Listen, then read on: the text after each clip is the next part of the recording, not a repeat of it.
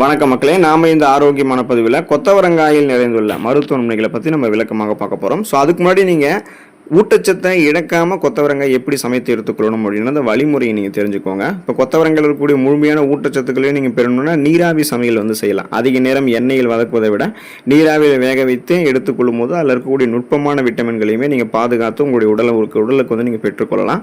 நீங்கள் அந்த மசாலா சேர்க்கை பண்ணுவீங்க பார்த்தீங்களா, இப்போ கொத்தவரங்காயில் ஏற்படக்கூடிய இந்த வாயு பிரச்சனை தவிர்க்கிறதுக்கு சமைக்கும் போது பெருங்காயம், இஞ்சி, சீரகம் அல்லது பூண்டு ஆகியவற்றை சேர்த்து சமைக்கிறது கட்டாயமாக இருக்கும். ஸோ இது செரிமானத்தை எளிதாக்கி காய்கறியினுடைய மருத்துவ வீரியத்தை இன்னும் உங்களுக்கு அதிகரிக்க போயிருக்கும். அப்புறம் பார்த்தீங்கன்னா கூட்டு மாதிரி வகைகளுமே நீங்கள் செய்யலாம். பருப்பு மற்றும் தேங்காய் சேர்த்து கூட்டு போல செஞ்சு சாப்பிட்றது புரதம் மற்றும் நல்ல கொழுப்பையுமே உங்களுக்கு சமநிலைப்படுத்துறதுக்கு உதவிகரமாக இருக்கும். இந்த மாதிரி நீங்கள் கொத்தவரங்காய் எடுத்துக்கொள்ளும் போது கிடைக்கக்கூடிய மருத்துவ நன்மைகளை விளக்கமாக பார்க்கறதுக்கு முன்னாடி இந்த வீடியோவுக்கு மட்டும் ஒரு லைக் கொடுத்துட்டு அந்த தகவலை உங்களுக்கு தெரிஞ்சவங்களுக்கும் ஷேர் பண்ணிடுங்க. ஏன்னா இது அவங்களுக்கும் பயனுள்ளதாக இருக்கக்கூடிய ஒரு ஆரோக்கியமான பதிவு தாங்க. இது போன்ற அப்டேட்ஸ்கள் நீங்கள் தொடர்ந்து பார்க்கறதுக்கு நம்மளுடைய ஹெல்த் நியூஸ் தமிழ் சேனலை மறக்காமல் சப்ஸ்கிரைப் பண்ணி வச்சுக்கோங்க. பக்கத்தில் இருக்கக்கூடிய பெல் பட்டனையும் கிளிக் பண்ணி ஆல் அப்படின்ற ஆப்ஷனையும் செட் பண்ணி வச்சுக்கிட்டீங்க அப்படின்னா நாங்கள் போடக்கூடிய எல்லா அப்டேட்ஸும் உங்களுக்கு நோட்டிஃபிகேஷன் அடிக்கடி சேரும். சரி வாங்க மக்களே, இப்போ வீடியோக்குள்ள போயிடலாம். நீரிழிவு பிரச்சனைகள் நீங்கள் விடுபடுவதற்கு பிளட் சுகர் லெவலை கண்ட்ரோல் பண்ணுறதுக்கு கொத்தவரங்காய் எடுத்துக்கொள்ளலாங்க. அதுக்கான காரணம் என்ன அப்படின்னா கொத்தவரங்காயில் இருக்கக்கூடிய கிளைகோன் நியூட்ரியன்ஸ் ரத்தத்தில் உள்ள சர்க்கரையினுடைய அளவை சீராக வைக்கிறதுக்கு ஹெல்ப் பண்ணுது. ஸோ இது குறைந்த கிளைசமிக் குறியீடு, லோ கிளைசமிக் இண்டெக்ஸ் கொண்டிருக்கு அப்படின்றதால இதை நீங்கள் சாப்பிட்ட உடனே உணவுக்கு அப்புறம் ரத்தத்தில் சர்க்கரையினுடைய அளவு திடீரென அதிகரிக்கிறத நீங்கள் முன்னாடியே தடுத்துக்கொள்ளலாம். அதாவது பார்த்தீங்கன்னா பிளட்ல சுகரோட அளவு அப்படின்றது கொஞ்சம் கொஞ்சமாக தான் உங்களுக்கு இன்க்ரீஸ் ஆகணுமே தவிர ஒரேடியாக அதிகப்படுத்தப்படுவதை கொத்தவரங்காயில் இருக்கக்கூடிய நார் சத்து இதெல்லாமே உங்களுக்கு கண்ட்ரோல் பண்ணிடும். ஸோ இதில் கார்போஹைட்ரேட்லாம் கிடையாது. அதனால் சுகர் ப்ராப்ளம் இருக்கக்கூடிய பேஷண்ட்ஸ் கொத்தவரங்காய் எடுத்துக்கொள்ளும் போது அதிகரித்திருக்கக்கூடிய ரத்த சர்க்கரையினுடைய அளவுமே கண்ட்ரோல் பண்ணிக்கலாம். இனிமேலும் அதிகரிக்காமல் பார்த்துக்கொள்ளலாம். அந்த நீரிழிவு நோய்கள் விடுபட்டு விடலாம். எதிர்காலத்தில் உங்களுக்கு நீரிழிவு பிரச்சனைலாம் வராமல் இப்போ இருந்தே ஆரோக்கியமாக இருக்கணும்னு நினைச்சினாலுமே இப்போ இருந்தே வாரத்தில் ஒரு தடவை கொத்தவரங்காய் உங்களுடைய உணவுகளை அடிக்கடி நீங்கள் சேர்த்து கொண்டு வரலாம். நீங்கள் ஆரோக்கியமாக இருக்க முடியும்.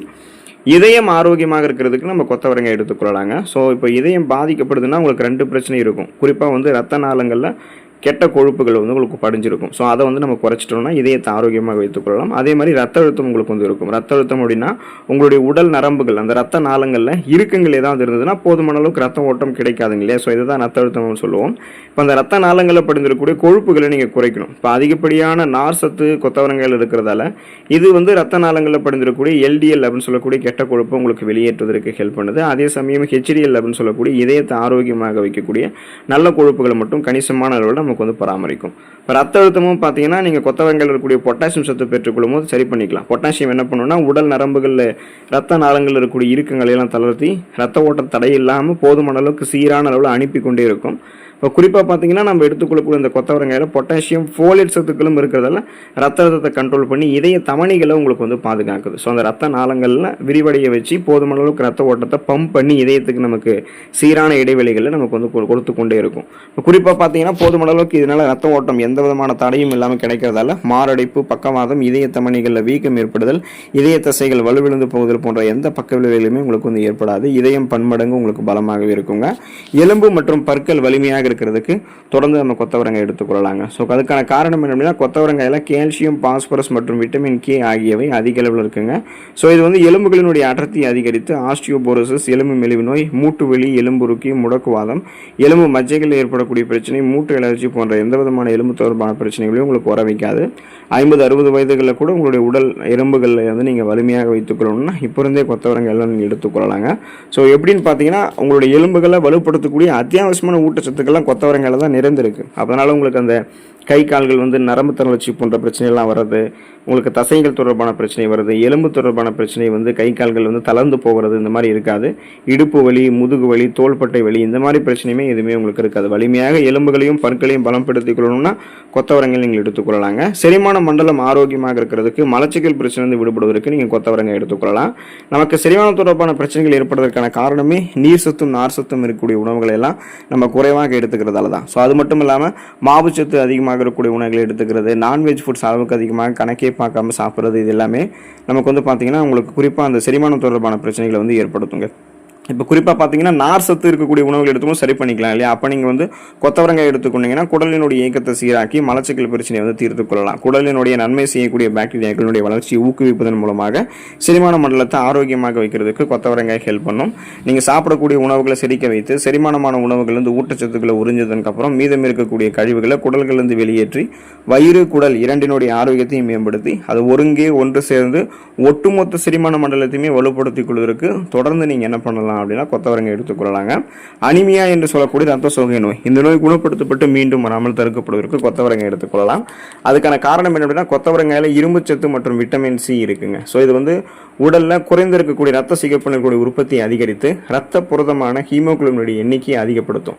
ஏன்னா ஹீமோகுளோபின் தான் நம்முடைய உடல் உறுப்புகள் இருக்கக்கூடிய அனைத்து பாகங்களுக்கும் ஆக்சிஜனை சப்ளை பண்ணுது. அந்த ஆக்சிஜன் சப்ளை கரெக்டான லெவலில் இருக்கிறதால தான் மயக்கம், தலைவலி, குமட்டல், வாந்தி, உடல் சோர்வு, உடல் பலவீனம், உடல் கடுமையாக வலிக்கிறது, ரெஸ்ட் எடுத்தாலும் சரியாகாமல் இருக்கிறது, கவனமின்மை ஏற்படுறது, சின்ன சின்ன வேலைகளை செய்யறது கூட சோம்பேறித்தனம் வருது, இந்த மாதிரி ப்ராப்ளம்லாம் இருக்கும்.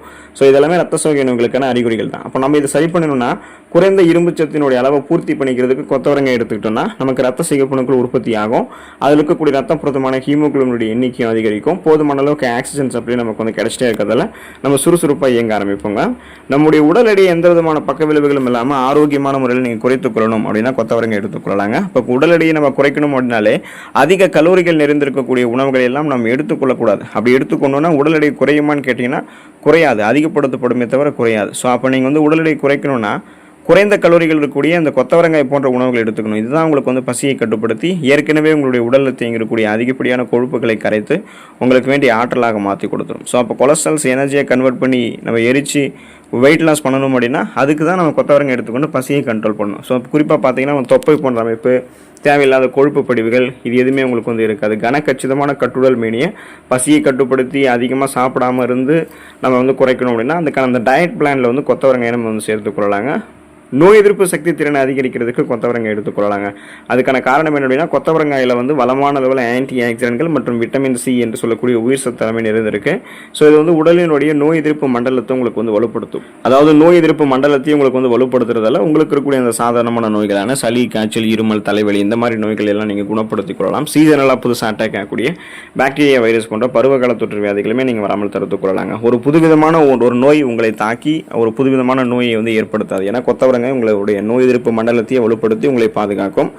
கண் பார்வை திறனை மேம்படுத்திக் கொள்வதற்கு கொத்தவரங்காய் எடுத்துக்கொள்ளலாங்க. இப்போ கண் பார்வை கூர்மையாக இருக்கிறதுக்கு வேண்டிய அடிப்படையான ஊட்டச்சத்துக்கள் விட்டமின் ஏ, பீட்டா கரோட்டின், இதர ஆன்டி ஆக்சிடென்ட்கள் தான். ஸோ இது எல்லாமே கொத்தவரங்காயில் இருக்கிறதால இது கண் பார்வையை தெளிவாக்குறதுக்கும் வயது முதிர்வால் வரக்கூடிய கண்கள் தொடர்பான பிரச்சனைகளை தவிர்க்கிறதுக்கும் உதவிகரமாக இருக்கும். ஸோ இந்த ஃபோன்ஸ், லேப்டாப்ஸ் யூஸ் பண்ணுறதால கண் பார்வை மங்கி போகிறது, மாலை கண் நோய் ஏற்படுறது, மாகுலர் டீஜெனரேஷன் ஏற்படுறது, கண்புரை, கேட்ராக்ட் தொடர்பான பிரச்சனை இருக்கிறது, இளம் வயதிலே பார்வை மங்கி போயிருக்கிறது, இந்த மாதிரிலாம் இல்லாமல் கண் பார்வையை கூர்மைப்படுத்திக் கொள்வதற்கும் கண்கள் சார்ந்த பல்வேறு விதமான பிரச்சனைகளை வராமல் தடுத்துக் கொள்வதற்குமே நம்ம வந்து கொத்தவரங்காயை எடுத்துக்கொள்ளலாங்க. மன அழுத்தத்தை குறைக்கக்கூடியதுங்க கொத்தவரங்காய். ஸோ நமக்கு இருக்கக்கூடிய ஸ்ட்ரெஸ், டென்ஷனை நமக்கு வந்து ரிலீவ் பண்ண வைக்கும். அதுக்கான காரணம் என்ன அப்படின்னா கொத்தவரங்காயில் இருக்கக்கூடிய மெக்னீசியம் தசை மற்றும் நரம்புகளை தளர்த்தக்கூடிய அந்த ரிலாக்ஸன் பண்ணக்கூடிய வேலையை வந்து பண்புகளை கொண்டிருக்கு. ஸோ இது வந்து நரம்பு மண்டலத்திற்கு அமைதியை தந்து பதற்றத்தை நமக்கு வந்து குறைக்குதுங்க. ஆழ்ந்த உறக்கம் வந்து பெறுவதற்கும் இது வந்து உதவிகரமாக இருக்கும். ஸோ உங்களுக்கு வந்து பார்த்தீங்கன்னா பரபரப்பான சூழ்நிலை வாழ்க்கை முறை உங்களுக்கு வந்து இருக்குது அப்படின்னா அப்போ வந்து இந்த மன அழுத்தத்தை வந்து நீங்கள் கண்ட்ரோல் பண்ணி சுறுசுறுப்பாக மீண்டும் இயங்கணும். இரவு நேரங்களில் வந்து இயல்பாகவே தூக்க ஹார்மோன்கள்லாம் சுரக்கப்பட்டு உங்களுக்கு வந்து ஆழ்ந்த உறக்கம் வரணும் அப்படின்னா நீங்கள் தொடர்ந்து வந்து என்ன பண்ணணும்னா குறிப்பாக கொத்தவரங்காய் உங்களுடைய உணவுகள் எடுத்துக்கொள்ளணுங்க. நீங்கள் ஆரோக்கியமாக இருங்க. இந்த உணவுகளான கொத்தவரங்காய் எடுத்துக்கொண்டு நலமோடு வாழுங்க. அடுத்த ஆரோக்கியமான பதிவில் மறக்காமல் சந்திப்போம். நன்றி மக்களே.